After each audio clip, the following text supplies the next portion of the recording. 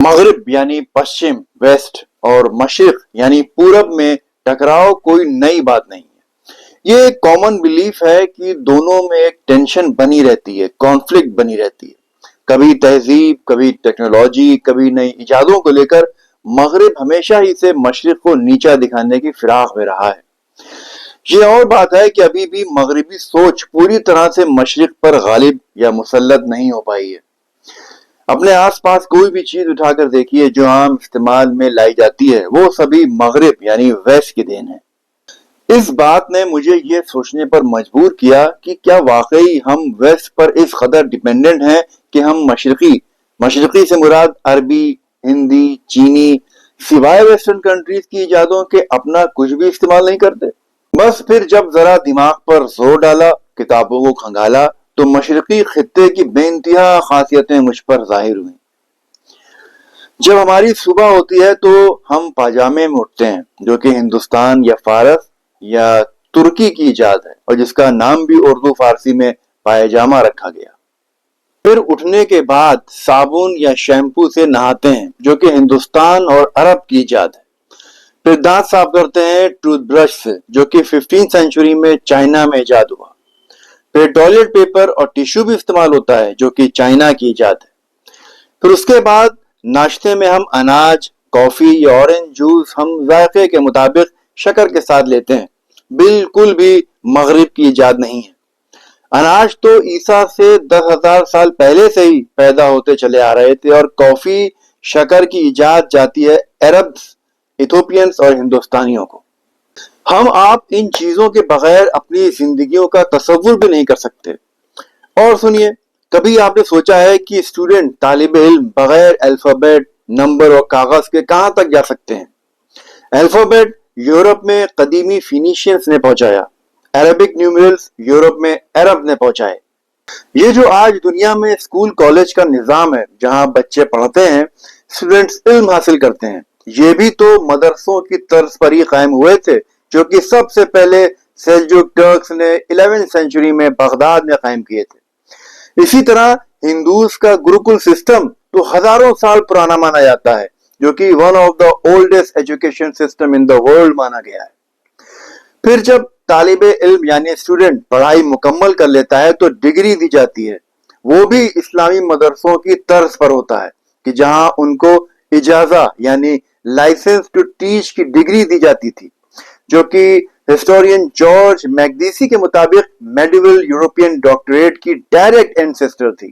اجازہ ایک باقاعدہ علمی سند ہوتی تھی جس میں استاد اس بات کی تصدیق کرتا تھا کہ اسٹوڈنٹ نے کسی اسپیشلائز فیلڈ میں مہارت حاصل کر لی ہے اور اب وہ آگے پڑھا سکتا ہے۔ جنگوں میں جو مارچ کرتے ہوئے فوجی ڈھول نگاڑے بجاتے تھے، ان کی شروعات اوٹومن امپائر کے دور میں ہوئی تھی۔ جب تک جنگ ختم نہیں ہوتی تھی تب تک ڈھول نگاڑے بجاتے ہی رہتے تھے۔ یہ سب دشمنوں کا دل دہلانے کے لیے سائیکولوجیکل وارفیئر کا حصہ ہوا کرتا تھا۔ راکٹ میزائل کی پہلی ایجاد کا ثبوت ٹیپو سلطان نے انگریزوں کے خلاف جنگ میں دیا تھا۔ ہوا میں پہلی اڑان رائٹ بردرز نے نہیں بلکہ اسپین کے ایک عرب عباس بن فرناس نے 9ویں صدی میں بھری تھی۔ ابن ہیثم کو فادر آف آپٹکس کہا جاتا ہے اور انہوں نے ہی میگنیفائنگ گلاس کا ایجاد کیا تھا۔ کوفہ کے جابر بن حیان کو فادر آف ماڈرن کیمسٹری کہا جاتا ہے اور حقیقی یعنی ریئل فادر آف روبوٹکس مشینی الجزاری کہے جاتے ہیں۔ سرجری کے اوپر پورا ایک انسائکلوپیڈیا ڈاکٹر الزہراوی نے لکھا، جو کہ اگلے 500 سال تک یورپ کی یونیورسٹیز میں استعمال ہوتا رہا۔ ڈاکٹر زہراوی نے ہی دنیا کا پہلا سیزیرین آپریشن کیا اور فورسپس کا پہلا جوڑا بنایا۔ انہیں فادر آف ماڈرن سرجری بھی کہا جاتا ہے۔ الجبرا، ٹریگنومیٹری، ایسٹرونومی، فلسفی، کیمسٹری اور میڈیسن، یہ سب بھی لیٹن کے ذریعے یورپ پہنچے، جو کہ سب عربز کی دین ہے۔ سائنس میں استعمال ہونے والے دوسرے الفاظ جیسے کہ کیلیبریٹ، الکلی، بوریکس، امیلگم، ایلمبک، ایمبر، ایزیمت اور نیدر، یہ سبھی الفاظ عربی زبان ہی سے اپجے ہیں۔ زیرو کی ایجاد اگر بھارت نہیں کرتا تو کیسے گنتی پوری ہوتی؟ اب اگر ہم شطرنج کھیلنے بیٹھ جائیں اور بادشاہ کو چیک اور مات کر دیں تو یہ الفاظ بھی فارسی میں استعمال ہونے والے لفظ شاہ مات سے لیے گئے ہیں، جس کا مطلب بادشاہ مجبور ہوا اور ہار گیا ہوتا ہے۔ جب بھی ہم سکے، کاغذ کے نوٹ یا چیک استعمال کرتے ہیں تو یہ وہ چیزیں ہیں جو یورپ میں پہلے نہیں تھی، یہ وہاں شروع نہیں ہوئی تھی۔ سونے کے سکے پہلی بار ایجپٹ میں 4 صدی عیسیٰ سے پہلے استعمال ہوئے تھے۔ مارکو پولو اپنی کتاب میں بڑی حیرت سے چائنا میں استعمال ہونے والے کاغذ کے نوٹ کا ذکر کرتا ہے۔ یہ جو پوری دنیا آج چیکس کا استعمال کرتی ہے، یہ بھی عرب کی ہی دین ہے۔ ہسٹورینز کے مطابق چیک سب سے پہلے عباسی خلافت میں استعمال ہوا تھا۔ اس دور میں اسے سک کہتے تھے، جو کہ آگے چل کر انگریزی ورڈ چیک کی بنیاد بنا۔ سک ایک ریٹن ڈاکیومنٹ ہوتا تھا جس کے ذریعے بزنس مین یا بینکر دوسرے شخص کو رقم ادا کرنے کا حکم دیتے تھے، یعنی بزنس مین کو سفر کے دوران زیادہ کیش اماؤنٹ ساتھ نہ لے جانا پڑے۔ یہ نظام یا سسٹم 8 سینچری سے 10 سینچری کے عرب بزنس مین میں بہت عام تھا۔ بعد میں انگلینڈ میں 17 سینچری میں ماڈرن بینکنگ سسٹم کے تحت چیک کو باقاعدہ موجودہ شکل دی گئی اور پھر یہی نظام پوری دنیا میں پھیل گیا۔ اب بات کو آگے بڑھاتے ہیں۔